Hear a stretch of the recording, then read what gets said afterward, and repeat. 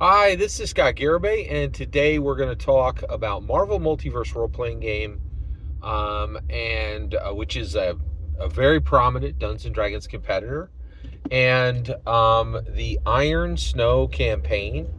At this point, Green Goblin is zooming toward a spell casting position at the edge of New York City.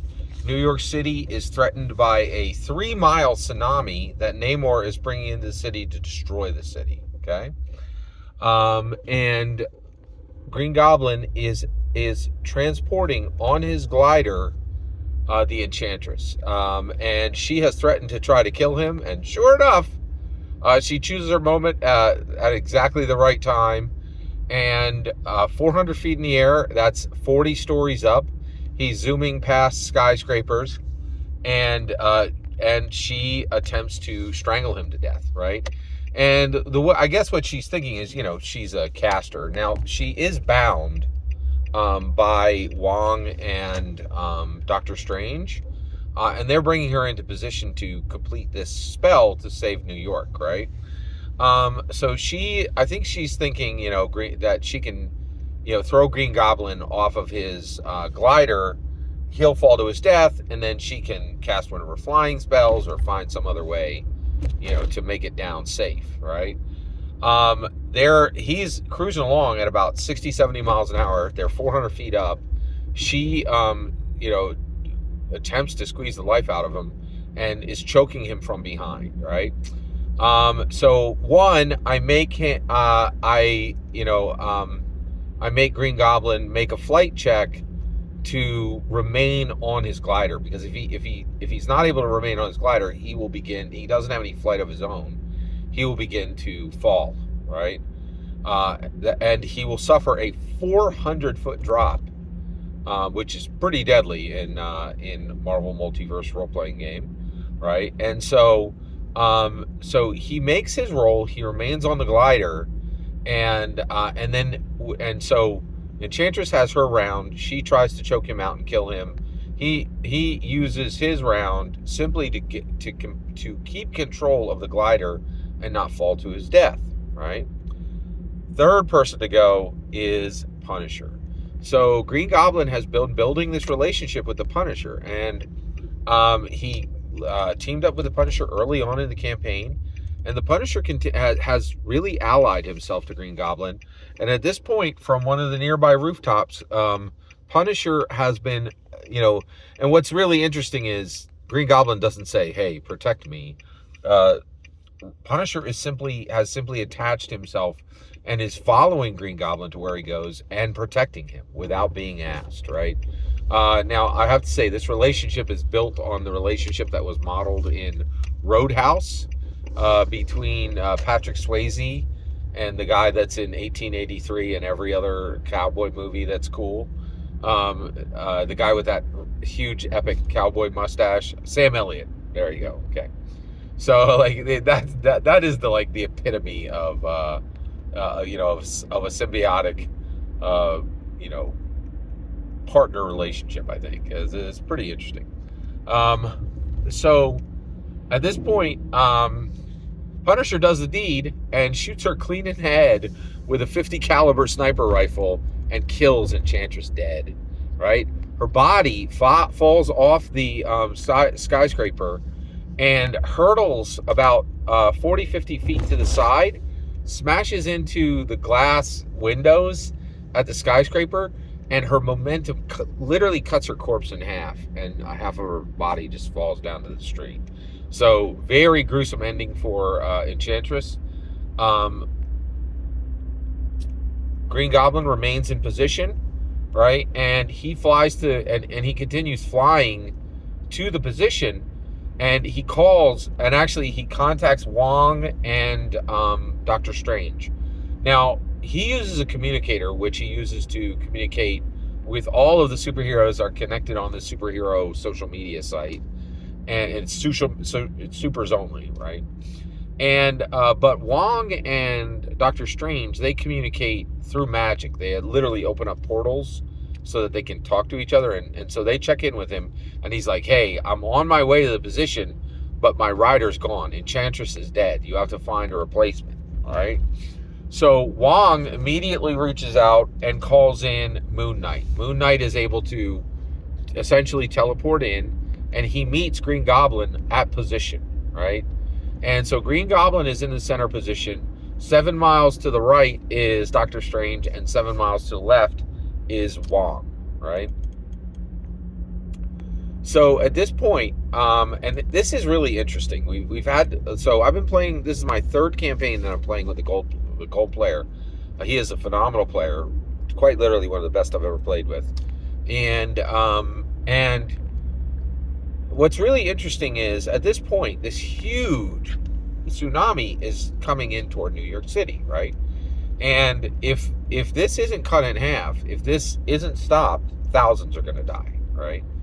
But what's really interesting is Green Goblin really can't do anything at this point, and the fate of the campaign is in the hands of Doctor Strange, Wong, and Moon Knight, right? And we had the same situation happen in Star Trek, right? And what I think is really interesting is, as a Dungeons and Dragons competitor, Marvel Multiverse role-playing game, this is something that logically happens within that. I do think this is a genuine structure for a story outside of Dungeons and Dragons. But just running these Dungeons and Dragons competitors, it teaches me one thing about Dungeons and Dragons, which is in Dungeons and Dragons, it's extremely rare that the fate of a village, the fate of a city, that the adventurers themselves are kind of watching what happens, right? But it does happen in Star Trek and Marvel, which I thought was quite interesting. So at this point, Doctor Strange makes his roll, and all three of them have to make their roll, right? Doctor Strange makes his roll. He's good to go. Wong makes, and actually,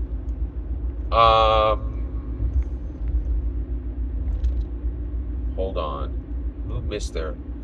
Oh, I remember now. I'm sorry. Wong makes his roll. Moon Knight makes his roll, and Doctor Strange fails his roll. Now, how does that happen in Marvel Multiverse role-playing game? Well, the reality is that happens when you have a bunch of ones and twos. It's pretty rare, but it does happen, right?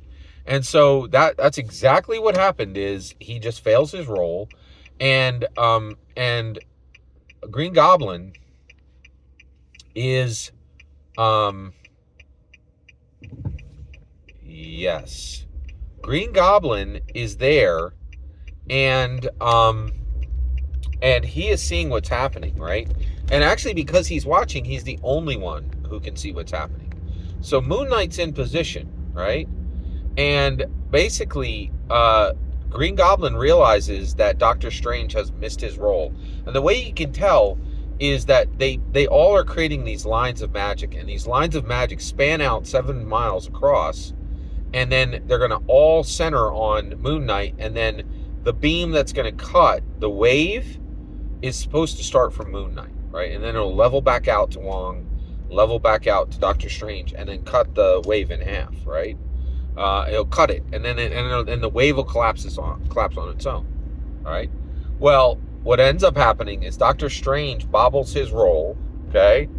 And what that means is that Wong's line is going to hit Moon Knight, but it will throw him out of position, and it will probably slam him into a building about 70, 80 feet across.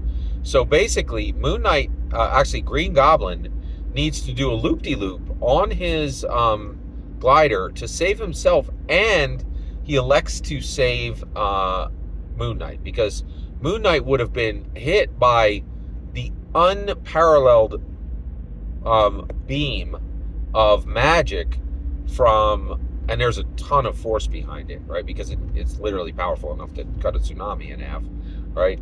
But it would have been equalized by the beam from Doctor Strange.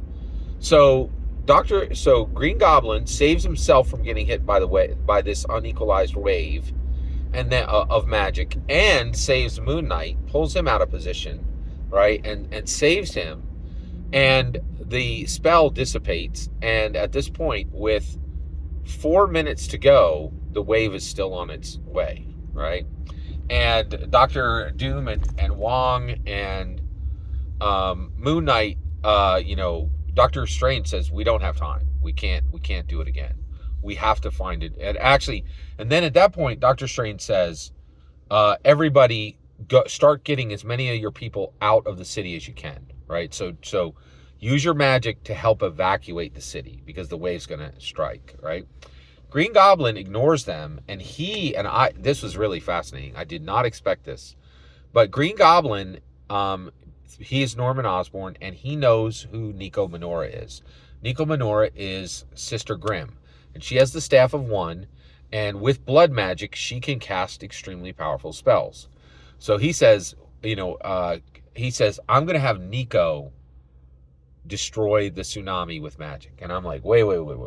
Hold on. Okay. She is a New York University student. She's not even 20 years old, right? And you want her to try a spell that Doctor Strange and Wong and Moon Knight just failed to do? And he's like, yes, right? So I'm going to contact her right now, and I'm going to tell her she's got to get this done immediately, right? So he contacts her because he has her contact information, right? And he explains to her the situation, and Nico's like, man, I literally went to college to avoid all this stuff. I really don't want to do this, but I understand the wave's coming in. Thousands are going to die if I don't act.